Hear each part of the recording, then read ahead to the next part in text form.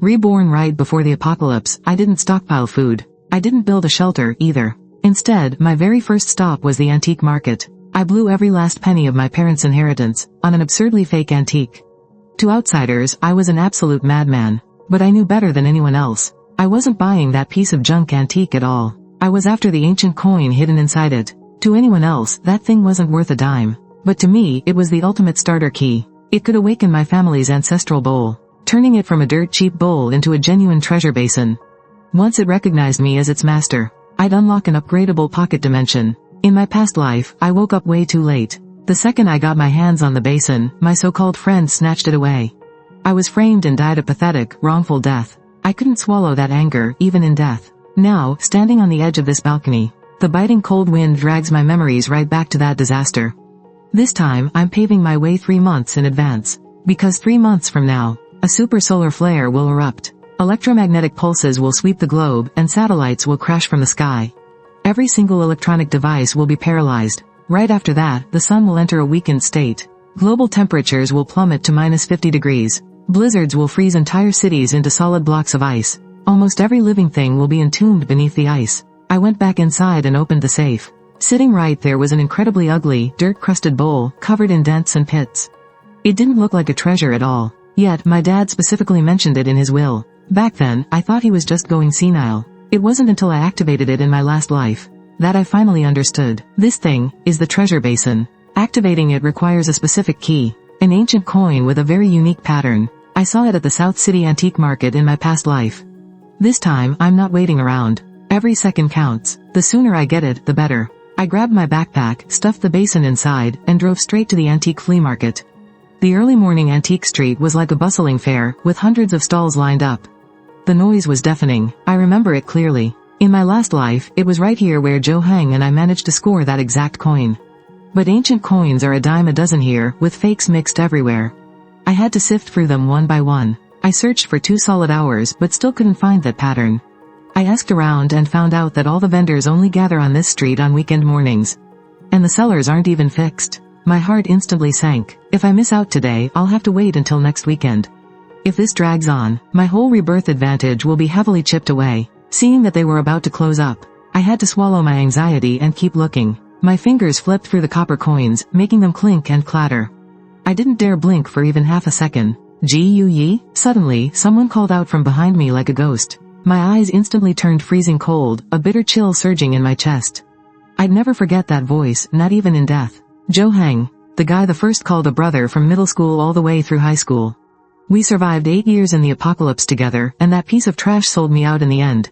Suppressing my urge to kill him, I turned around, pretending to be calm. Joe Hang, what are you doing here? Joe Hang walked over in a sharp suit, a mocking smirk plastered on his face. I was just about to ask you the same thing. Since when does our top student play around with antiques? He looked me up and down, his eyes reeking of bitter jealousy. It suddenly hit me. Even at this point in our past life, he already couldn't stand the sight of me.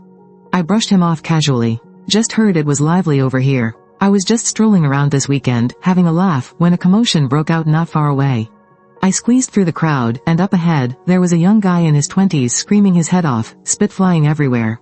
He was waving an old coin in his hand. You damn old geezer, I got it appraised yesterday. This is just a modern knockoff. You had the nerve to sell this to me for 100,000. You're giving me a refund today. If you don't, I'm calling the cops. The stall owner was an old man wearing a coarse linen shirt. His hands were shaking. It really is a family heirloom. I swear I didn't lie to you. The crowd watching just treated it like a show. Joe Hengeling leaned in and muttered, this kind of drama happens every other day. According to the old rules, all sales are final. Back in the day, a guy making this kind of fuss would have been beaten up by now.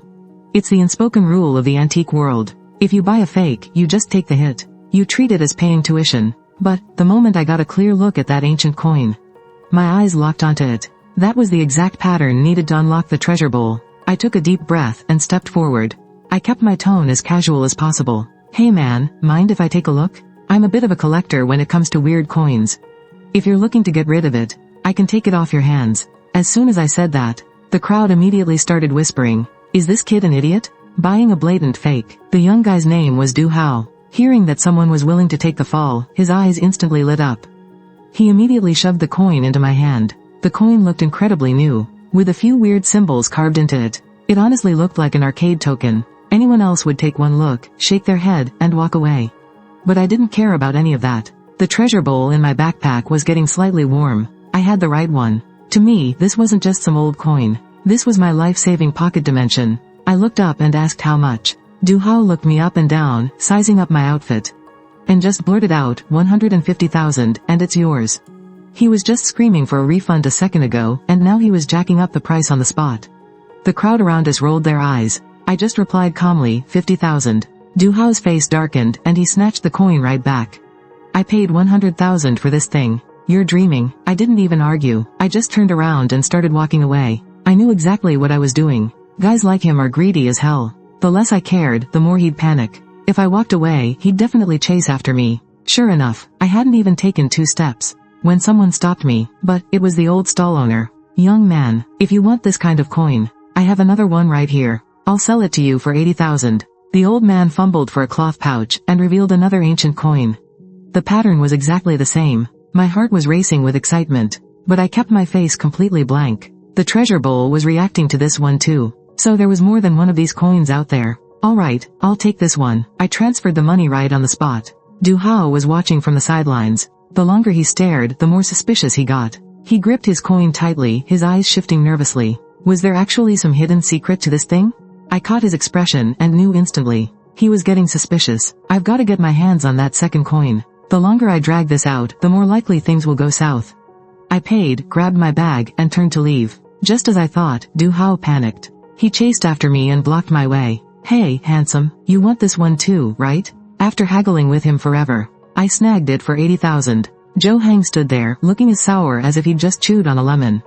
I couldn't care less. I just turned around and headed straight home. The second I got home, I deadbolted the door and pulled the curtains shut tight. I couldn't risk anyone noticing. The commotion of activating the cornucopia was way too loud. I placed the slightly warm cornucopia on the table, and dropped in the first ancient coin. The very next second, the basin floated into the air and erupted in golden light. Layers of dirt and grime peeled right off. It revealed its true form. Right after, the coin turned into a flash of gold and shot straight into my forehead. My vision blurred for a second, and a glowing panel popped up in front of me. Cornucopia storage space, 9 cubic meters. Wealth points required for upgrade, 1,000. The dimensional space is actually here. I couldn't hold back a massive grin. 9 cubic meters is about the size of a small storage room. Except for living creatures, I can store and retrieve anything just with my mind. Time stands still inside. The best part is, I can use gold and jewelry to upgrade it. In my past life, I hoarded gold to build up my space.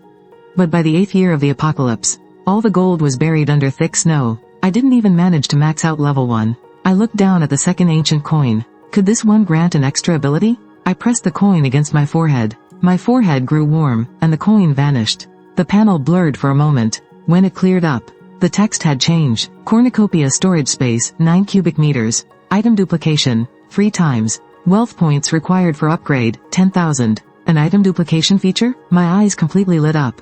I rushed to my bedroom and dug out the 5 gold bars my dad had left me. Holding them, I silently muttered, duplicate. With a flash of golden light. Clink, something hit the floor. 5 identical gold bars appeared out of nowhere. The size, weight, and feel were exact replicas. I glanced back at the panel. The duplication count dropped from 3 to 2. So, this thing isn't limitless. Based on current prices, 5 gold bars could sell for 1,050,000. With just a flick of the wrist, I made over $1 million out of thin air. This ability is a total cheat code. I tried using the duplicated gold bars to upgrade the space, but the panel immediately flashed red. Duplicated items cannot be used for upgrades. Well, so much for finding a loophole. That was a bucket of cold water. I had no choice but to honestly use 2 of the original gold bars for the upgrade. The numbers jumped and the panel refreshed. Storage space, 72 cubic meters. Wealth points required for upgrade, 2,000. Item duplication, 2 times. Wealth points required for upgrade, 10,000. The values doubled and the volume expanded by 8 times. But the upgrade cost doubled, too. 2 gold bars were worth almost 420,000. Gone, just like that. If this were 3 years ago, I wouldn't have even had the right to touch the upgrade button. When my dad died in that accident, he left me 10 million in compensation money, and this cornucopia. Right now, besides the house and a few gold bars, I have 14,520,000 in cash. But in the apocalypse, that kind of money is barely pocket change. I dug up a few real estate agents' numbers and made the calls. First step, Sell the house. It's close to downtown. Prime location, 128 square meters. The price per square meter had hit 80,000 a long time ago. In peaceful times, it's a solid investment. But in a freezing apocalyptic wasteland, it's just a deadly steel cage. Buildings in the south lose heat way too fast, and the insulation is garbage. I saw it with my own eyes in my past life. When the cold wave hits, 9 out of 10 people in the southern cities will freeze to death. Once the temperature drops to -50, the reinforced concrete will flash freeze and crack. Within a year or two, massive skyscrapers will just collapse. I only have 2 conditions for selling my place. I need to sell it fast, and I want the full payment in cash. I can't afford to wait around. Step 2. Buy gold. I'm planning to convert all my cash into gold bars. I'll use my duplication ability to double the gold, then sell the copies back to the bank. The real gold bars will be used to feed the cornucopia and upgrade my dimensional space. With the house listed, I stopped by the pawnshop on my way and sold the 5 duplicated gold bars. Another 1,050,000 hit my account. That definitely gave me some peace of mind. In the apocalypse, money is nothing but worthless scrap paper. The only thing of real value is hard currency like gold. By the time I finished sorting all that out, it was dark. I grabbed some grilled fish for dinner while I was out. When I got home, I wrote up a workout plan. In the apocalypse, the old, the weak, and the sick are always the first to die. If you're out of shape, the second the heating stops and the meds run out, you're a goner. If I want to survive, I have to train myself to be strong and fast. Just as I finished my plan, my phone pinged. A message popped up in my high school group chat. It was from Joe Heng. Hey boys, are you guys free to hang out tomorrow night? Let's hit Wajao Club. I'm blowing my last few months' salary on this. But I absolutely have to treat you guys to a good time. Staring at those 2 lines of text, it brought back a lot of memories from my past life. We called ourselves classmates, but honestly, we were just acquaintances. We only really got close after my dad passed away, and I received that massive payout. I was really depressed back then. He suddenly started acting super friendly, dragging me out every few days to clear my head. But every time we went out, Joe Heng would complain about being broke. And I was always the one footing the bill. Looking back at it now, he was just using me as his personal ATM. Me dropping all that cash at the antique stall today must have triggered him. Now he can't wait to bleed me dry again. I let out a cold laugh. Fine, I'll just collect a little interest first. The next day, I went for my morning workout as usual. After that, I made a list of supplies. There's so much stuff I'm going to need for the extreme freeze. Based on my experience from my last life, I wrote down every single thing I could possibly think of. That afternoon, I rented a 1,000 square meter warehouse for 60,000 a month. The warehouse is my cover, and it'll serve as a temporary base. I'll have all the supplies shipped there first, then move them into my dimensional space when no one's looking. If I bring all that stuff home every day, my neighbors will definitely get suspicious. The warehouse has a small side room. I'm planning to move in there in a few days. By the time I sorted out the supplies, it was almost dark. In the group chat, Joe Heng was blowing up my phone, rushing me to leave. I dragged my feet and didn't head over to the Wajao Club until almost 8. Inside the private room, Joe Heng, Wang Lei, and Tang Yao were already pretty buzzed. When Tang Yao saw me walk in, her eyes lit up. Her cheeks flushed as she wrapped her arm around mine. Yi, what took you so long? It's been forever. Did you miss me? She was cute, with pale skin, and had this way of looking at you like you were the only guy in the world. But I knew better. She looked at all the guys in her little harem exactly the same way. In my past life, during the apocalypse, she survived way better than I did. Joe Heng gave a sneaky little smile. Boys, I've got something special lined up for us tonight. Going to broaden your horizons. Soon after, 4 smoking hot girls walked in. I just sneered on the inside. Ugly as a toad, but still trying to play the field. I glanced at the booze on the table, easily 10 to 20 grand. The year was 2007, but we'll see if he can worm his way out of this. Joe Heng raised his glass and grinned at me. Jiu Yi, I called them over just for you and Lei. Thanks for being my bros, let's have a drink. I didn't even touch my glass. I've got a cold and I'm on antibiotics, I can't drink. You guys go ahead. They didn't think much of it and kept on drinking. By 1 in the morning, the table was covered in empty bottles. Besides me, those 3 were completely wasted. Tang Yao was swaying, saying she wanted to go home. Joe Heng patted his chest. I'll take you home. I nodded. Alright, let's settle the bill first. A waiter came in with the check. Tonight's total is 38,000. Even with the discount, it's still 38,000. The waiter handed over the bill, and all 3 of them stared right at me. I raised an eyebrow. What are you looking at me for? Didn't Joe Heng say it was his treat? Joe Heng patted his pockets, then checked his phone, giving an awkward laugh. Oh shoot, my phone is dead. He kept glancing my way. In my past life, I probably would have paid the tab without a second thought. But now, I just found it hilarious. I turned to the waiter and said, "Get him a charger." The waiter shot Zhou Heng a look of pure disgust, turned around and left. The atmosphere in the private room completely froze. Wang Lei and Tang Yao were stunned. They were so used to me footing the bill. They never expected me to just stand there. Zhou Heng's face completely fell. He forced a smile. "Ji Yu Yi, could you cover it for tonight? I'll treat you next time, alright?" I cut him off right there. "Boss Heng, you were the one who invited everyone out tonight. You said it was your treat. Don't tell me you offered to treat but didn't even bring any money." Zhou Heng's smile cracked, his anger flaring up. "Enough." He gritted his teeth. "Ji Yu Yi, I'm begging you, just pay the damn bill first. We can talk about it later." My face turned cold. "So you really didn't bring any money?" Zhou Heng's pride was practically dragged through the dirt. His eyes turned red and he forced out a sentence. Then let's just split it." Tang Yao was immediately pissed off. "We came out to have fun. And you expect a girl to pay?" Wang Lei also frowned. Zhou Heng glared at me, looking like he wanted to punch me. I ignored him and paid for my own $30 glass of lemonade. Zhou Heng's eyes bugged out. "Didn't we say we're splitting it?" I replied slowly, "Yeah. We're paying for our own stuff. All I had tonight was a single glass of lemonade. Check the security cameras if you don't believe me." Once I paid, I pushed the door open and walked right out. The three of them froze in place behind me. The waiter added salt to the wound. "You are still short $37,970. Please settle your bill." As I walked out of the club, I felt completely relaxed. On the way home, I blocked Zhou Heng and the rest of them. That's one score settled for now. The next day, I woke up and worked out as usual. I had just finished my breakfast when the real estate agent called. "Mr. Gu, I've got a client who wants to see your place. When would you be available?" I paused for a second. "That was incredibly fast." I replied, "Right now works for me. Bring them over." About 10 minutes later, the doorbell rang. I opened the door. A middle-aged man in a jacket walked in right behind Chen Qian, the pretty real estate agent. She was a smooth talker. She hyped up the apartment like it was the absolute best place on earth. I just stood there and kept my mouth shut. After looking around, the man made the decision right on the spot. He was buying it in full for $9,450,000. It was ridiculously fast, but after the two of them walked out, I saw the guy groping Chen Qian, and it all instantly made sense. No wonder the deal went down so smoothly. The notification sound for the bank transfer felt like a starting gun.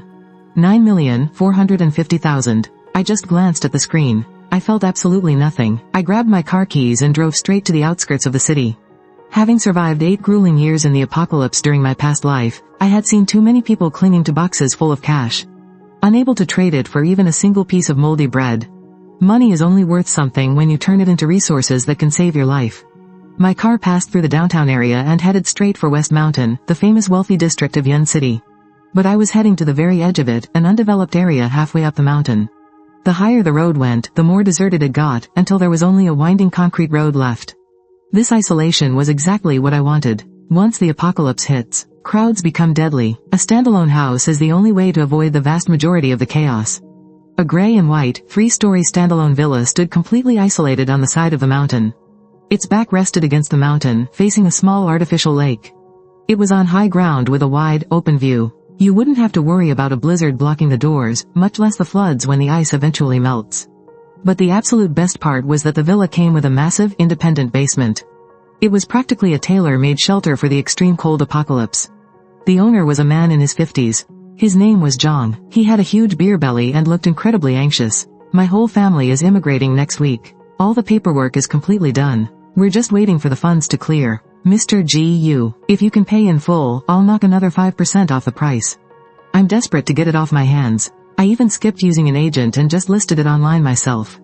I walked into the villa and took a quick look around. It was totally bare, just concrete walls. That actually saved me the hassle of tearing down walls, making it perfect for my future renovations. Stepping down to the basement entrance, a wave of cool air hit my face. It was easily over 200 square meters, with 4-meter-high ceilings and its own independent ventilation system. There was even a secret escape hatch hidden behind the rock garden in the backyard. Absolutely perfect. This was the one. I didn't waste any time. $8,800,000. Paid in full. We can sign the contract today. Boss Zhang's eyes practically popped out of his head. He just couldn't believe he had run into such a straightforward buyer. This place had been on the market for almost 6 months because it was way too far out. Barely anyone had even come to look at it. Deal. That's the price. We hit it off instantly. We got a lawyer to draft the contract right on the spot, signed it, and I transferred the money. Watching my bank account drain to zero, I actually felt a deep sense of relief. Say, Mr. GU, you're awfully young. Buying such a huge place to live in all by yourself, what exactly are you planning to do with it? Boss Zhang was in a great mood after finishing the paperwork and casually started chatting. I'm in music. I'm planning to remodel this place into a private recording studio. I threw out the excuse I had prepared long ago. It's nice and quiet out here. No one to bother me. The basement's soundproofing is solid, too. It's just perfect. Pursuing art is a great idea. You've got a real bright future. Boss Zhang gave me a thumbs up, took the contract, and left looking completely satisfied. I had just gotten the keys when a red Porsche 718 pulled up to the courtyard gate. The car door opened and a long, pale leg stepped out. Tang Yao. She was wearing a cream-colored dress, her long hair cascading over her shoulders. She had flawless light makeup on and was carrying a very expensive-looking insulated lunchbox. Ah Yi, I heard from Wang Lei that you sold your downtown apartment, and I couldn't even reach you on your phone. I was worried sick about you. She hurried over to me. Her tone filled with just the perfect amount of concern, her eyes slightly red. I was so scared you might do something stupid. I've been looking everywhere for you. Thank God Zhou Hang told me you might be checking out houses over here. I looked at her, almost wanting to laugh. In my past life, it was exactly this woman, who, right after Zhou Hang stole my treasure basin, immediately threw herself into his arms. When I was framed, hunted down, and totally desperate, I risked my life to go back and find her. I just begged for a little food for the sake of our past love. But she just stood behind the door and coldly said, Gu Yi, stop trying to drag me down with you. We've been over for a long time. I remember that absolute ruthlessness, plain as day. How did you find this place? I asked, my tone completely deadpan. Because I was so worried about you. Tang Yao took a step forward, naturally trying to link her arm through mine. But I shifted sideways to dodge her. Her face stiffened for a second, before flashing an even sweeter smile. I made you a bento box. You definitely haven't eaten yet, right? Come on, you have to try my cooking. She opened the lunchbox. Inside was beautifully plated Japanese eel over rice and some tempura. The smell was mouth-watering. I took one glance, but didn't touch it. Just tell me what you want. Tang Yao's smile completely froze. She never expected me to be so damn cold, compared to the guy who used to be at her beck and call. The simp who'd blindly throw money at her, I was like a totally different person. Ah Yi, what's wrong? Did something go wrong with selling the apartment? Are you in a bad mood? She probed carefully, but her eyes kept darting toward the massive villa behind me. I heard you sold it for over 10 million. Are you in some kind of trouble? If you're short on cash, just tell me. I still have some savings right here. She started digging through her purse for her card. Wow, what an incredible performance of true love and devotion. I sneered on the inside. But outwardly, I played right along with her, squeezing out a bitter look. I let out a heavy sigh, leaned against her car door, and lit up a cigarette. Don't even ask. It's a massive headache right now. Tang Yao realized she was getting somewhere, and immediately leaned in closer. Her voice grew even softer. What exactly happened, Tell me, let me share the burden. Come on, is there anything we can't talk about with each other? I took a hard drag of my cigarette, blew out a smoke ring, and stared off into the distance. I sold the apartment, for an investment. An investment? Tang Yao's eyes lit up. It's a private equity project. An uncle of mine introduced it, guaranteed to make a profit. I lowered my voice, acting mysterious. The return rate is 200%. How much? Tang Yao's voice instantly shot up. Shock and greed were practically written all over her face. Realizing she had lost her composure, she quickly covered her mouth and lowered her voice. 200%? Are you serious? Do deals this good even exist right now? Of course it's true. I stubbed out my cigarette, looking totally gutted, but it's a damn shame. The buy-in for this project is way too high. The minimum investment is 10 million. I shot Tang Yao a look, showing the bitter regret of just barely missing out. I sold my house, and even with all the cash I have on hand, I'm still short over $1 million to make it. And now, I have to watch this incredible opportunity slip away.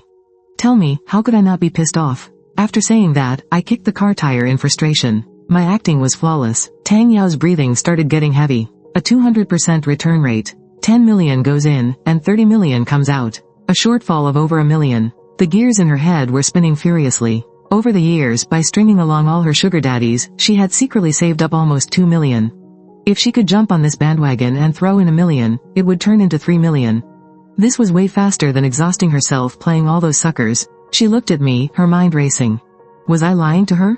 It didn't seem like it. That gutted look on my face. It didn't look faked. Plus, I really did sell my house. Holding on to nearly 10 million in cash, it was the perfect time for a guy to get hot-headed. And if I believed the insider tip, even with the risks, the payoff was just too tempting.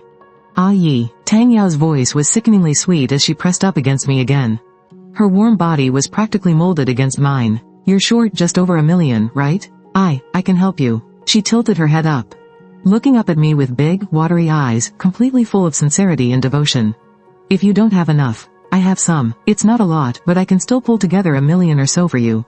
Don't stress. We absolutely can't miss out on an opportunity this amazing. I sneered in my head. The fish has finally taken the bait. I forced a look of pure shock and deep emotion onto my face. Yao Yao, you. I grabbed Tang Yao by the shoulders, my voice trembling. This is over 1 million we're talking about. That's no small amount of money. For you, any amount of money is worth it. Tang Yao interrupted me, her tone completely unwavering. I don't want to see you miss out on your big break over a little bit of money. Your business is my business. She gazed at me deeply, as if the man standing in front of her was her entire world. But I knew damn well she wasn't looking at me. She was looking at that 200% return. Yao Yao, you're too good to me. Overwhelmed with emotion, I pulled her into a tight embrace, but from an angle she couldn't see. My eyes were dead cold. I really don't know how I can ever thank you. Do we really need to say thank you between us? Tang Yao leaned against my chest, a smug smile creeping onto her face. It was as if she could already see those 3 million waving right at her. She gently pushed me back a bit and pulled a bank card out of her purse. There's 1,500,000 in here. The pin is 6/8. You take it and use it first, she said, shoving the card right into my hand. Her movements were quick and decisive, terrified I might change my mind. If it's not enough, I'll figure something else out. I gripped that card, feeling like it weighed 1,000 pounds. This thing carried nothing but Tang Yao's greed and sheer stupidity. Everything she owed me in our last life, she's going to pay back with interest in this one. Okay, I gave a heavy nod, my eyes going red. Yao Yao, just wait until this project makes a profit. I promise, I will give you the most spectacular wedding. I made a promise I hadn't even given her in my past life. Tang Yao smiled like a blooming flower, the heavy stone in her heart finally dropping. She took the bait. Then I'll head back first. I won't hold you back from your real work. Her goal achieved, Tang Yao didn't want to stick around for another second. Terrified that asking about the project details might piss me off. Hurry up and get all the funds together. Don't delay things. She hopped into her Porsche and right before starting the engine, she didn't forget to shoot me a flirty wink. Waiting for your good news. The red sports car let out a loud roar and sped off into the distance. I just stood there. The touched look on my face instantly vanished, leaving behind only a freezing coldness. I looked down at the bank card in my hand, like I was looking at a total joke. Pathetic. In this life, the game has only just begun. I'm going to make this woman lose every single penny of her savings, and saddle her with a massive debt she won't be able to pay off in a lifetime. Having dealt with Tang Yao, I didn't waste any more time at the villa. I drove straight to the West City Building Materials Market. This place was a chaotic mess with very few licensed storefronts. Mostly, it was just rogue construction crews squatting by the road holding up signs for work. But I had a clear target in mind. I was looking for a foreman named Old Zhang. In my past life, during the 3rd year of the apocalypse, the prototype of that massive survivor base was built by his crew. His work was flawless, he had a backbone of steel, and his temper was notoriously foul. I stopped at the entrance of a smoke-filled, dingy tea house, pushing aside the greasy door curtain. The stench of cheap tobacco mixed with sour sweat hit me right in the face. Over by a card table in the corner, a tough-looking, 50-year-old guy with a lollipop in his mouth violently slammed his cards onto the table. Damn it, lost again. That was him. I walked right over, cutting the crap, pulled a stack of blueprints out of my bag, and slammed them onto the table. Contractor Zhang, looking for work? Old Zhang looked up with bloodshot eyes, blew out a puff of smoke, and grunted, what kind of work? Villa renovation, 1-month timeline. It's an urgent job. The bald guy playing cards next to him let out a scoff. Hey kid, you want Old Zhang for a job? Did you bring enough cash?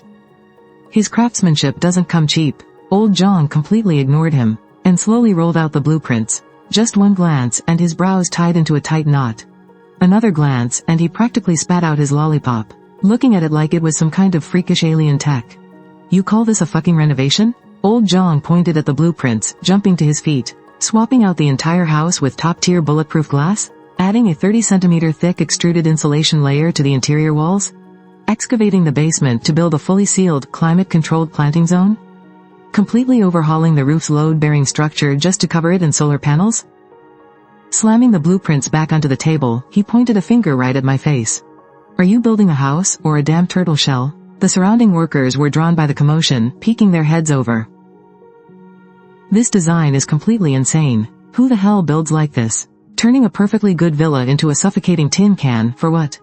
Huh? My expression remained completely calm. The blueprints are drawn this way. You just need to do the work. Can you do it or not? Old Zhang let out an exasperated laugh. Can I do it? Of course I can. The problem is, if we do it like this, the house will be totally ruined. The structure will be completely destroyed. Zero aesthetic appeal. You think property management and city planning will let you get away with this?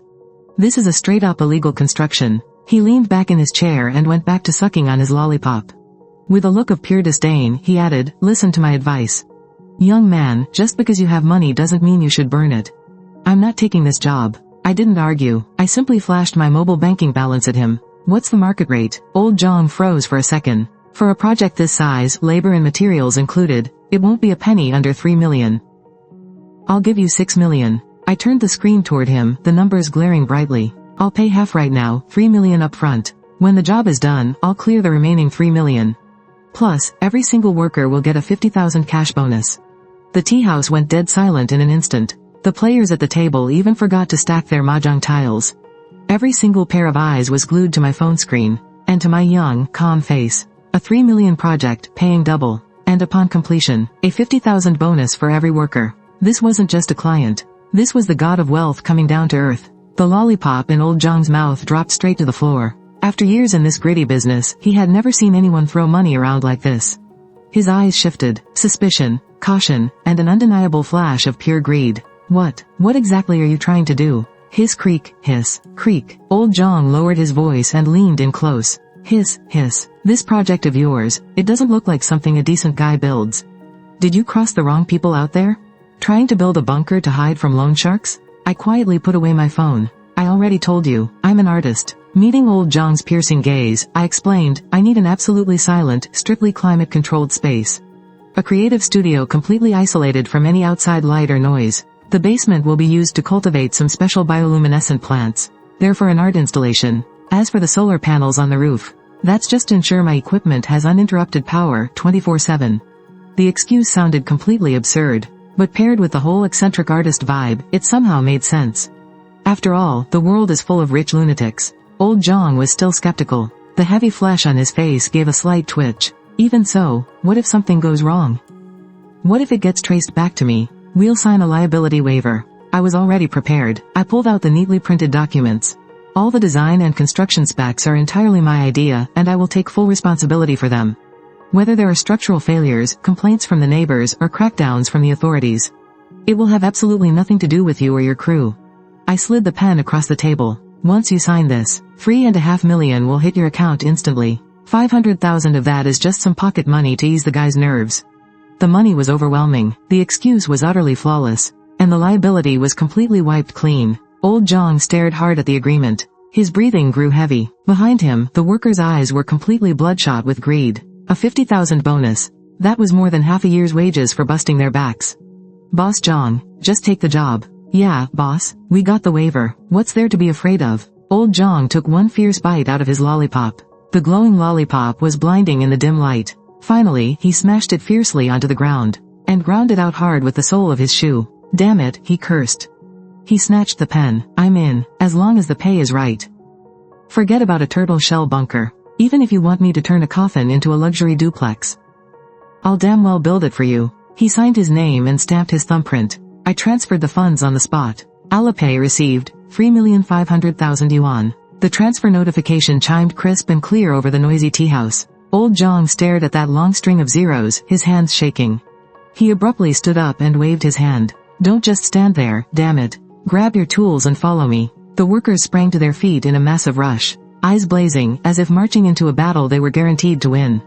Their efficiency was staggering. Half an hour later, the first truck pulled up to the gates of the West Mountain Villa. Old Zhang and his men quickly swarmed inside, ready to gut this entire building. I stood in the courtyard, watching them gear up with fiery intensity, and a heavy weight lifted off my chest. Operation Fortress had officially begun. Just then, my phone buzzed. A WeChat message. Sender, Tang Yao. AE, I've transferred all my savings to you, but it's still not enough to hit the threshold you mentioned. I just asked Joe Hang and he agreed to lend me some money. Don't panic, I'll definitely help you cover the rest of the shortfall.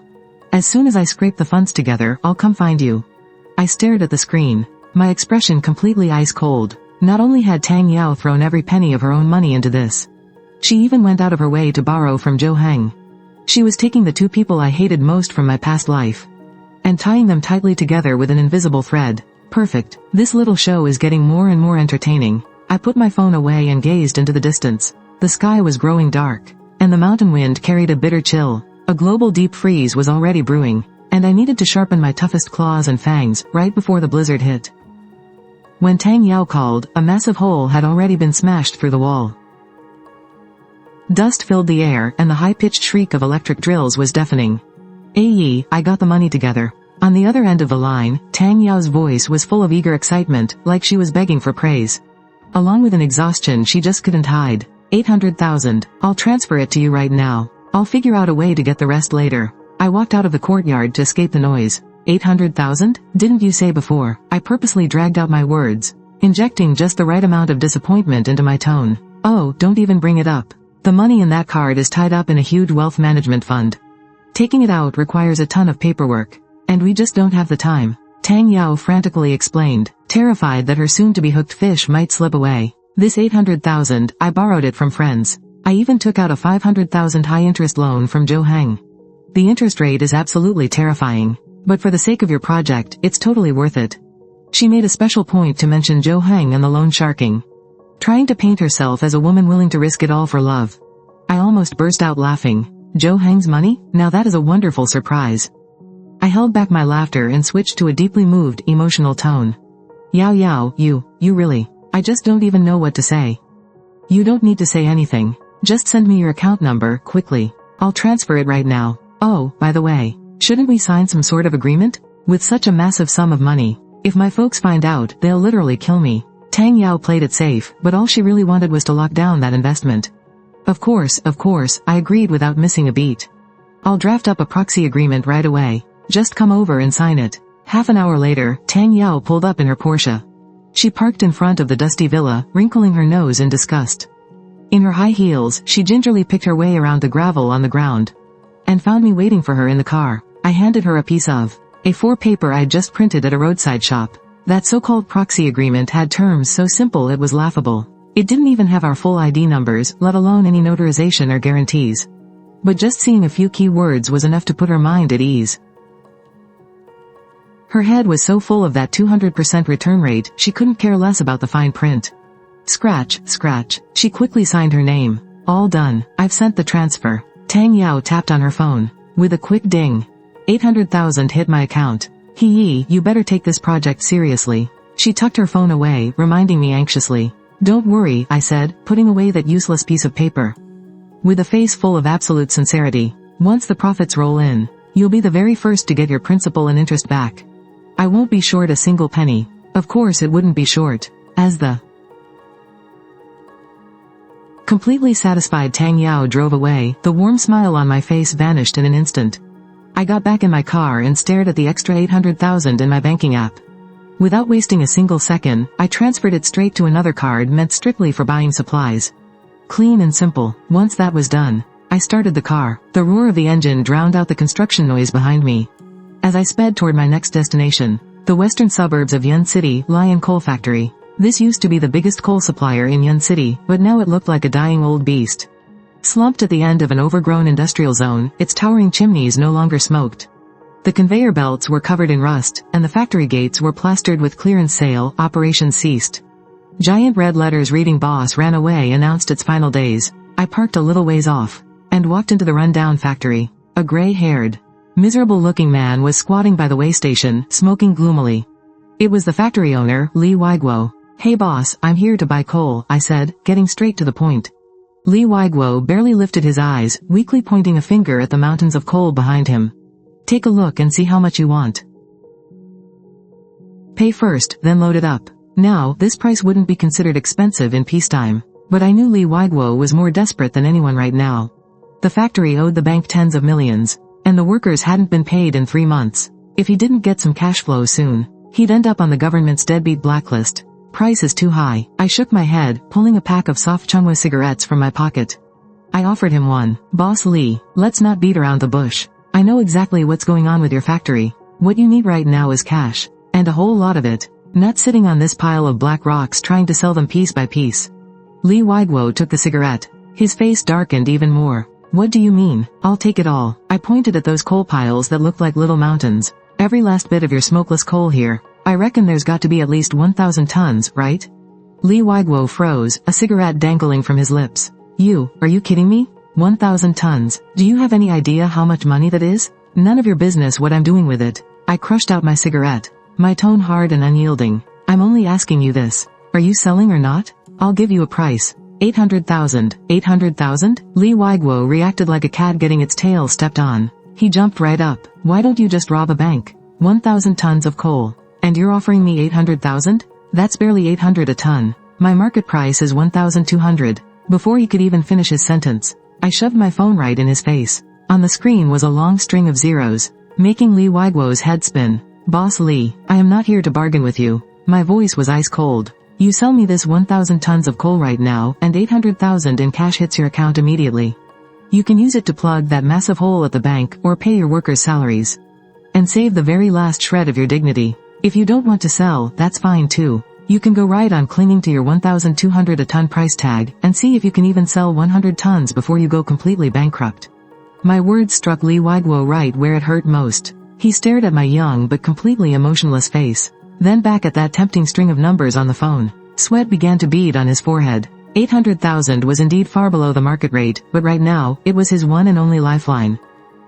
What are you buying so much coal for? Because I feel like it. I put my phone away, my patience running thin. You have 3 seconds. Deal or no deal. 1, 2, I'll sell it. Before I could even hit 3, Lee Waiguo roared out his answer. His entire body looked like it had been drained of all its strength, slumping heavily against the wall. But I have one condition. Lee Waiguo panted heavily. The money, it has to hit my account right now. No problem. I nodded. But I have a condition too. What is it? The goods can't be moved out all at once. Starting tonight. Every night after 10 p.m., you'll deliver them to a warehouse. I texted him the address of the warehouse I had already rented. I'll cover the shipping costs separately. Remember, keep this as quiet as possible. I don't want a single soul knowing I bought this much coal. Lee Waiguo stared at me blankly, feeling like the young man standing right in front of him was growing more mysterious by the second. But he was in no position to ask why. Okay, we'll do it your way. The deal was struck. I made the transfer right on the spot, staring at the massive sum of 800,000 that just hit his phone. Lee Waiguo's eyes turned red, like a drowning man clutching onto his very last piece of driftwood. Right then, my phone buzzed. A text message from an unknown number. Listen here, GU. I still haven't forgotten what happened at the Wajao Club. You might be able to run for now, but you can't hide forever. You just wait and see. Even though the number was completely unfamiliar. From that tone alone, I could guess who it was with my eyes closed. Joe Heng. I let out a cold laugh, glancing down at my newly emptied bank account. There is 500,000 in there, straight from the very guy texting threats to me right now. Handed to me through a loan shark. Using my enemy's money to buy coal for my own winter survival. Using my enemy's money to build a doomsday fortress. The feeling is absolutely incredible. I didn't even bother replying. Just blocked and deleted him. Like squashing an annoying, buzzing fly. Hey, buddy. The contract's all signed. Lee Waiguo walked over, holding the paperwork. A forced smile plastered on his face. Don't you worry, I'll personally handle the transport. I guarantee it'll be sorted out perfectly. Completely under the radar. Now that he had the cash. His attitude was a whole lot warmer. I just nodded. I was just about to leave when Lee Waiguo seemed to remember something. He mentioned casually, it's funny, actually. The market this year is just bizarre. My plant hasn't had a single order in nearly 6 months. But just this week, we suddenly got several groups of folks buying coal. And they're all buying in massive bulk. All acting super secretive, too. My foot stopped mid-step. I turned back to him, my eyes narrowing. Oh, there were others? Yeah, Lee Waiguo didn't notice my shift in tone. He just kept on talking. 2 guys came by the day before yesterday. And another one came yesterday. All just like you. Didn't talk much, paid up front, only wanted anthracite. And they all insisted on moving it out secretly at night. I was thinking to myself, it's not even cold yet. Why's everyone hoarding coal like crazy, preparing for some brutal winter? Unless, the world's about to end? Li Weiguo was clearly joking with that last remark, but hearing it sent a shockwave straight through my chest. I kept my face totally blank, but my heart sank. Others were secretly hoarding supplies too. Could it be? Are there other Reborn survivors out there? Or maybe the government has already caught wind of something? Are they using back channels to quietly prep? Whatever the truth was, it meant that in this doomsday game of cards, I wasn't the only player at the table. Time was running out a lot faster than I thought. Li Weiguo's words weighed heavy on my mind, but I didn't let a single emotion show on my face. Am I really not the only one who got reborn? The thought barely formed before I crushed it. It doesn't matter how many people know the truth. I have to stay way ahead of the pack. Maybe, I replied casually. Then I turned and walked away at a brisk pace. Time was way tighter than I'd planned. Once I left the coal plant, I didn't waste a single second. I drove across more than a dozen gas stations around Cloud City. I only filled up 4 or 5 jerry cans at a time.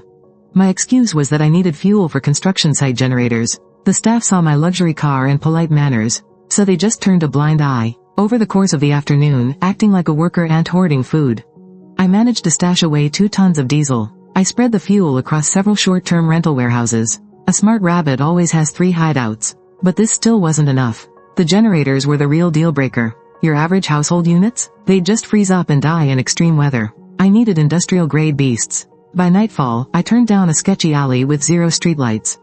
This was Cloud City's black market, the go-to place for industrial gear that fell off the back of a truck. The air reeked of engine oil, rust, and cheap booze. I knew my way around here. I walked right into a shop with a sign that read Old Pro Mechanics. Inside, a guy with an eye patch was polishing a massive engine piston. Without even looking up, he asked, "What do you need?" 2 silent diesel generators, over 10 kilowatts. They need to be military grade or imported. Solid and reliable. I laid out exactly what I needed. The one-eyed guy stopped what he was doing. He looked me up and down with his good eye. "I've got him, but they don't come cheap. Show me the goods." The one-eyed guy led me through a pile of junk to the backyard. 2 massive beasts were sitting in the corner. Dark green casings stamped with foreign letters. They looked tough as nails. German-made, retired from the military. Kept in great shape. Even running at full capacity, they only burn about 2 liters an hour. He slapped the casing, letting out a heavy thud. Got 2 5-ton fuel tanks right next to him. "If you want, you can take the whole set." My eyes lit up. They were practically tailor-made for me. "How much?" "Generators are 300,000 each. Tanks are 50,000 apiece. 700,000 for the set, and I don't haggle." He flashed a hand sign for 7. That price was more than double the market rate. But I didn't even blink. Right now, the only thing I couldn't afford to lose was time. Money meant absolutely nothing. "I'll take 2 sets. I whipped out a black duffel bag and unzipped it. It was packed with bundles of cash. 1,400,000. "I only have one condition. Deliver them to this address before midnight tonight." I handed him a piece of paper. The one-eyed guy stared at the bag of cash, absolute greed flashing in his eye. "Been in this business a long time, and I ain't never seen anyone pay up so fast." "Not a problem. Don't you worry, boss. I guarantee they'll be there before midnight." Deal done. I turned on my heel and walked away. I didn't notice that just a few steps away, hiding in the shadows, a pair of venomous eyes was glaring at me. Du Hao, that scumbag who sold me the ancient coin. He had just come down here to scavenge some cheap electronic parts, and ended up bumping into me. And what he really didn't expect was seeing me drop over $1 million in cash like it was absolute trash. Over $1 million? Du Hao's chest tightened. He thought about how he had to bow, scrape, and beg just to scrape together a few $1,000s. But this GU punk just drops that kind of cash without blinking? Why does he get to be rich? That coin I sold him. I definitely got scammed. He must have made a massive fortune ripping me off. Pure, burning jealousy instantly wiped out whatever reason he had left. Du Hao watched me walk out of the black market, quietly slipping out his phone. "Hello, Brother Biao? Yeah, it's me, Du Hao." He lowered his voice to a sneaky whisper. "I've got a job for you. A massive cash cow driving a Prado. He's carrying at least $1 million in cold hard cash. Yeah, he's totally alone." "Alright, awesome. I'll wait for you guys at the entrance of the alley." He hung up the phone, pulled down his hat, and started tailing me. 11 o'clock at night. An abandoned warehouse district on the west side of the city. I stood in the dead center of the warehouse, surrounded by the massive equipment that had just been dropped off. 2 German military-grade generators. 2 colossal fuel tanks, plus the 50 tons of smokeless coal that Li Weiguo had delivered. I reached out, brushing my hand against the freezing, hard coal. With just a single thought, the black mountain of coal and the metal beasts vanished into thin air. I sank my consciousness into my cornucopia space. Where there was once only empty dirt, 2 massive black mountains now towered high. one made entirely of coal, and the other of grain. 2 generators and oil storage tanks stood nearby. I pumped all the diesel into the tanks. Watching the liquid level numbers climb, an unprecedented sense of security washed over me. This right here is my capital to survive the apocalypse. This is my foundation for revenge. I locked up the warehouse doors and walked away. Leaving the warehouse district, I turned down a narrow alleyway heading toward the main road. The moment I stepped in, I felt it. Footsteps trailing behind me, nice and steady, like a cat playing with a mouse. I let out a cold smirk. I didn't look back and I didn't speed up. Just kept walking forward at my own pace. The alley was deep, twisting and turning like a maze. I deliberately chose a dead end and walked right to the very back. I turned around. At the mouth of the alley, 5 silhouettes blocked out the light. The guy leading them was as skinny as a rail, his face flushed with a sickly red. It was Du Hao. Standing next to him were 4 beefy thugs, gripping steel pipes and baseball bats, glaring with pure malice. Du Hao stepped forward, slow clapping with a nasty, sinister grin. "Well, look here, boss, we meet again." He eyed me up and down, like I was prey caught in a trap. What a coincidence, huh? I was just thinking I got shortchanged on our last little deal, and wanted to have a chat. And here you are. A blonde punk started tapping his baseball bat against his palm. Thud, thud, making a dull smack. "Hey kid, cut the crap. My boss talking to you is doing you a favor. If you know what's good for you, hand over everything valuable you've got. And toss over the keys to that Prado SUV of yours, too. Do that, and we might just go easy on you." Another thug with a scarred face swung his steel pipe with a loud whoosh. I looked right past them. My eyes locked onto Du Hao's face, staring ice cold. "What exactly do you want?" Du Hao thought I was scared. His smug grin grew even wider. "It's real simple." He held up one finger. "That ancient coin from our last deal. I went back and did some digging. It's worth at least this much." He flashed a 1 million. "Now, I'm a guy who believes in fair business. I let you make a profit, so I sure as hell shouldn't be taking a loss." Du Hao laughed his creepy laugh, his voice echoing down the alleyway. "So boss, since I took a hit on that coin, how about you cover the difference?" His voice bounced off the alley walls, dripping with the cocky swagger of a cat toying with a mouse. The thugs behind him sneered, their steel pipes and bats glinting coldly in the shadows. "You hear that, kid? My boss says you owe us the difference." The blonde punk started bashing his bat against the brick wall, sending concrete dust raining down. Another brute cracked his knuckles, popping them loud and clear, closing in step by step. "Leave the cash and the car keys, and we just might let you walk yourself to the hospital." The alley went dead silent. Nothing but the sound of their heavy boots. I leaned back against the freezing brick wall, my face completely blank. I didn't even glance at the goons stepping up to me. I kept my eyes dead locked on Du Hao's greedy mug. "Are you sure about this?" I finally spoke. My voice wasn't loud, but it cut through the air like ice. Du Hao froze for a second, before his face flushed with humiliated rage. "You're at death's door and you're still acting tough? Get him!" Du Hao roared, his face twisted in rage. "Break his legs. Let's see how cocky he gets then." As soon as the words left his mouth, the blonde punk and the big guy closest to me made their move. They raised their weapons and swung viciously at my head. Right before the steel pipe could smash into me, I moved. I simply raised my hand casually. No one even saw what happened. A small black spray can appeared out of thin air in my right hand. A thick stream of white mist blasted directly into the faces of the 2 guys charging at me. Piercing screams rang out instantly. The blonde and the big guy dropped their weapons, acting like their eyes had been set on fire. They clutched their faces with both hands, rolling on the ground in pure agony. My eyes, what the hell is this? This sudden turn of events left the rest of the gang completely stunned.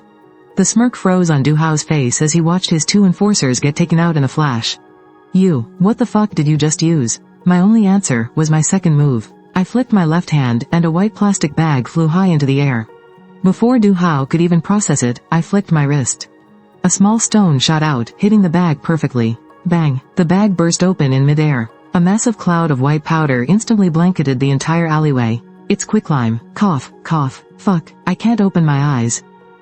The remaining 2 punks were blinded too, choking and coughing with tears and snot running down their faces. They swung their fists blindly, completely thrown into a panic. In barely 2 seconds, all 4 muscleheads were down on the ground. As for the spray can and the plastic bag, they were already tucked safely back inside my cornucopia space. The alley fell silent. It was just me and Du Hao, who stood frozen to the spot. His mind had gone completely blank. He had no clue what the hell had just happened. Where did that can and bag even come from? Magic? Pure terror shot from the soles of his feet straight up to his brain. He watched me step closer and closer. His legs turned to jelly, and he stumbled back 2 steps on pure instinct. Don't, stay away from me. I ignored him. I stepped up and kicked Du Hao squarely in the chest. He went flying backward like a broken rag doll. He slammed heavily into the brick wall, tears of pain immediately springing to his eyes. Before he could even try to struggle, I was already on top of him. I pinned his wrist down with my foot, glaring down at him. Where is it? Where's what? Du Hao grimaced in pain, but he was still trying to act tough. I wasn't in the mood for games. I dug the tip of my shoe into his arm, twisting hard. Du Hao squealed like a stuck pig, a blinding pain shooting through his wrist. That piece of jade on you. I'll tell you. He completely broke down. It's in my inside pocket. I crouched down. Ignoring his pathetic wailing, I reached into his jacket and patted him down. Very quickly, my fingers brushed against something cold and hard. A jade pendant. It was a deep, solid emerald green with a warm, smooth luster to it. Even in the dim light of the alley, it glowed like a true treasure. You could tell at a glance it was priceless. The pendant had an ancient, rustic design, carved with intricate cloud patterns. This is it. My breath caught in my throat. In my past life, when the apocalypse hit and all social order completely collapsed, Du Hao had used this very ancestral jade pendant to trade with some big shot, scoring himself a golden ticket to a top-tier shelter. He got to live safely through the hardest years of the apocalypse. Meanwhile, the past version of myself, scavenging for food in the freezing snow like a stray dog. I never expected you'd fall right into my hands in this lifetime. Right at that moment, Du Hao, his eyes bloodshot from the agonizing pain, flashed a look of pure, vicious malice. With his one good hand, he suddenly whipped out a switchblade from behind his back. I'll kill you. The blade flashed with a cold, deadly gleam. But I was even faster. With a quick flip of my right hand, the hand that was completely empty just a second ago was suddenly gripping a heavy red brick. The brick appeared out of thin air, almost as if it had been conjured by magic. Du Hao's thrusting knife froze in midair. His eyes bulged out of his skull. Where the hell did that brick come from? But before he could even process it, the brick in my hand came smashing down. Bang! A heavy, sickening thud echoed out. The red brick scraped right past Du Hao's cheek and slammed violently into the concrete floor right next to his ear. Sharp fragments of stone flew into the air, slicing right across his face, leaving several bloody gashes behind. Du Hao was absolutely paralyzed with fear. The fierce wind whipped up by the smashing brick stung his skin. If that had landed on his head, a warm stream trickled down his pants. The stench of urine instantly filled the air. Du Hao had literally pissed himself in terror. I slowly stood back up. Taking a step back in pure disgust, I safely tucked away the jade pendant. I looked down at the pathetic mess on the ground, shaking like a leaf, soaked in his own piss. I stared at him like he was absolute trash. We're even. Dropping those 2 words, I turned around and walked away without even glancing back. In that dark alley, the only things left behind were 5 blind, foolish thugs and a terrified Du Hao, slumped in his own puddle. I walked straight out of the alley and stepped back under the warm glow of the streetlights. The evening breeze carried a slight chill. I pulled out the jade pendant and clutched it tight in my palm. It felt ice cold to the touch, yet it radiated a gentle, comforting spiritual energy. The very second my fingers completely wrapped around the jade, a violent tremor suddenly erupted deep inside my mind. It was the treasure bowl dimension, bound to my very soul, resonating with the jade. Instantly, a blinding burst of light exploded inside my head. The light was brighter than the midday sun, completely devouring all of my senses.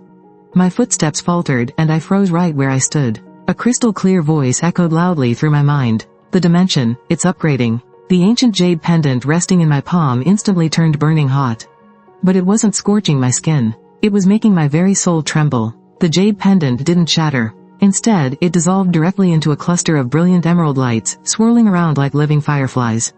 They seeped right through the skin of my palm. The very next second, everything went pitch black. My consciousness was violently dragged into the treasure bowl dimension by an overwhelming, unstoppable force.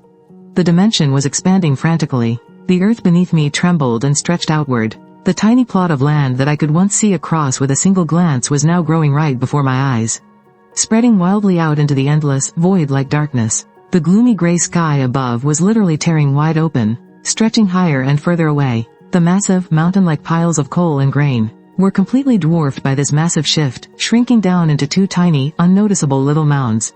10 times. The dimension had grown a full 10 times larger. The original 100 cubic meters of storage space exploded into 1,000 cubic meters. A gigantic area, as massive as a basketball court with a staggering 10-meter high ceiling. Before I could even process what was happening, a surge of completely new information flooded my brain like a flash of pure enlightenment.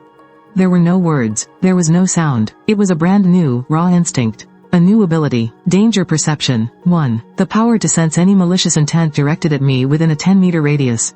And the ability to predict approaching natural disasters. My eyes snapped wide open. I was still standing right there, under the flickering streetlights. Empty-handed, it felt like everything that just happened was nothing but an illusion. Closing my eyes, I tried to channel that newly awakened power. In a flash, the world completely changed. Even the stray cat scavenging in the corner was covered in a faint layer of color. Most of it was white and blue, radiating peace. A guy on an electric scooter, totally frustrated by the traffic jam, had a cloud of anxious yellow floating above his head. A young man, arguing on his phone while walking, was glowing with furious red. A chaotic mix of emotions. But none of that mattered to me. My consciousness spread outward, like an invisible net. Black. There was a black sedan parked across the street. Inside, a man was staring at me coldly through the window. I could literally see the malice, like ink dripping into clear water. Bleeding out into my sensory world, I turned my head. My eyes locked right onto his. The man clearly didn't expect to be spotted. He completely stiffened up, and immediately looked away. He started the car and fled in an absolute panic. I didn't chase after him. I just stood there, taking in the massive shift this new ability brought. This wasn't just foresight, this was having the ultimate upper hand. With this, in the coming apocalypse, any schemes plotted against me will have nowhere to hide. Pulling my thoughts back, I drove up to the mid-mountain villa. The sky was pitch black now. The whole villa district was shrouded in a bizarre glow. That sunset wasn't normal. It had this sickly, purplish-red halo. Like a massive bruise punched right into the sky. Old Zhang's construction crew had called it a day, leaving only him behind for a final inspection. Boss Gu, come take a look. Old Zhang rushed over the second he saw me, looking incredibly proud of himself. The outer walls are fully reinforced, and the bulletproof glass is all set up. With this wall, never mind a person. Even if a truck tried to ram it, they'd better think twice. The entire villa had been transformed into a gray steel fortress. Every window was swapped out for heavy-duty bulletproof glass. The outer walls were poured with double-layered reinforced concrete, and the 3-meter-high yard walls had built-in hooks for an electric fence. It looked tough as nails. I took a lap around the villa, without saying a word. I activated danger perception. In my sensory world, the entire villa was wrapped in a thick blue glow, radiating pure safety. Solid, reliable, but as I walked over to the southwest corner of the villa, I stopped dead in my tracks. It was the corner of the wall, right next to a massive, leafy, century-old banyan tree. In this specific area, the blue glow was noticeably weaker. In fact, right where the wall met the tree canopy, it bled a faint red, screaming flaw and threat. To the naked eye, everything looked perfectly fine. But under my danger perception, this was a fatal blind spot. Old Zhang, I pointed straight at that corner. My tone left absolutely zero room for argument. This 3-meter wall, tear it all down tomorrow. Old Zhang completely froze. Boss, we literally just finished building this wall. It's solid as a rock. Tear it down. My voice turned ice cold. Dig the foundation 2 meters deeper. Re-pour it with the absolute highest grade reinforced concrete. I looked up at the banyan branches creeping over the wall. String up 3 layers of high-voltage electric fencing above the canopy. And on both sides of the wall, hook up 2 sets of infrared beam alarms. Wire them straight into the villa's main security control room. Old Zhang was completely dumbfounded. He opened his mouth, completely unable to hold back his complaints. Boss, what exactly are you trying to do here? First, you're digging deep foundations. Now you're setting up electric grids. We're just renovating a villa, not building a maximum security prison. Is all of this really necessary? Who on earth would go through so much trouble to break in here? I didn't bother explaining. I just pointed up at the weird, purplish-red sky above us. Old Zhang, look at that sky. My voice was dead calm, yet it carried a chilling weight that made the heart skip a beat. Something's not right. Better safe than sorry. Just then, Old Zhang's phone lit up nearby, popping up a breaking news alert. One of his young workers tapped it open out of curiosity, and a news anchor's crisp, professional voice rang out. Latest update. Due to a rare, massive geomagnetic storm, stunning auroras have appeared in high-latitude regions across the globe. Here in China, places like Mohe and northern Xinjiang have also reported rare red and green aurora sightings. The screen flashed through photos from all over the world. The skies were torn open into weird, flowing curtains of vibrant colors. It was breathtakingly beautiful, yet utterly sinister. The sky in one of those photos was the exact same purplish-red hue as the bizarre sunset hanging right over our heads. Official astronomers state that the sheer scale of this geomagnetic anomaly is absolutely unprecedented. The exact cause is still under urgent investigation. We ask the general public to remain calm and not to panic. Old Zhang looked down at the eerie aurora on the screen, then slowly looked up at the oppressive sky above us. Finally, his eyes locked onto my dead calm face. Without warning, a sharp chill shot straight up his spine into the back of his head. He shivered uncontrollably. I understand, boss. Old Zhang's voice was completely dry, and every last ounce of doubt had vanished from his tone. First thing tomorrow morning, I'll bring the crew over. I swear we'll get everything locked down and built perfectly for you. I gave a curt nod and turned back to walk inside the house. The empty, sprawling living room smelled heavily of raw cement and thick dust. I stood quietly in front of the massive, bulletproof floor-to-ceiling windows. Staring out into the dead silent night, an absolute sense of security and total control washed over me. My phone buzzed in my pocket. A new message from Tang Yao. "Yi, when am I finally going to see the returns on my investment? Zhou Heng is really pressing me for the interest payments." I stared at that little kissy face emoji she sent, and let out a cold, bitter sneer. My fingers tapped lightly against the screen as I quickly typed a reply. "Very soon. A massive surprise is coming right your way." Message sent. I dropped my phone back into my pocket and looked out the window. The century-old banyan tree in the courtyard stood perfectly still in the dark night. Suddenly, a single leaf broke free from its branch. It didn't drift with the wind. Instead, it spun wildly downward through the dead, stagnant air. It fluttered gently to the ground. It was a completely withered, sickly yellow leaf. Its edges were curled tight, its veins totally dried out. It absolutely reeked of death. And yet, it was only the beginning of summer. The night passed in silence. Early the next morning, the moment the first ray of morning light pierced through the bulletproof glass, I was already standing down in the villa's basement. Old Zhang's construction crew had completely gutted and rebuilt this place. The walls and ceiling were heavily reinforced with state-of-the-art waterproofing and soundproofing layers. The ventilation system wired straight into heavily concealed external air vents. This room right here, this was the beating heart of my doomsday fortress. With a mere flick of my thought, several heavy boxes of brand new equipment materialized out of thin air. I ripped open the packaging and quickly assembled the heavy-duty metal racks. I bolted the high power plant grow lights into place. With a sharp click, a fierce purplish-red glow flooded the room. The whole space instantly looked like some alien base ripped straight out of a sci-fi movie. Next up was the hydroponics system. I carefully laid out the nutrient fluid circulation pipes and lined up the pristine white planting troughs. Once that was handled, I pulled a few packs of seeds out of my pocket dimension. Rapid growth lettuce and extreme cold-resistant chives. When the apocalypse hits, these will be the absolute fastest way to secure essential vitamins. With quick, practiced movements, I scattered the seeds evenly across the seedling matrix, already soaked rich with nutrient fluid. A few hours later, the final light was perfectly tuned. The underground eco-garden was finally taking shape. I stood there, bathed in the purplish-red glow, almost seeing the little specks of green that would sprout up in a few days. It was the color of life, a luxury more precious than gold in the future to come. But I didn't linger. I turned and walked to the other corner of the basement. Standing right there was a massive, top-of-the-line water purification system. This beast could filter out anything, including heavy metals and nuclear radiation. Practically every pollutant imaginable. I hooked it up to the deep underground well pipes, and linked it to the rain and snow collectors on the roof. Just like that, a flawless closed-loop water system was good to go. I twisted the valve and fired up the machine. Amidst a low, steady hum, the indicator lights flashed on, and crystal-clear water came rushing out through the observation tube.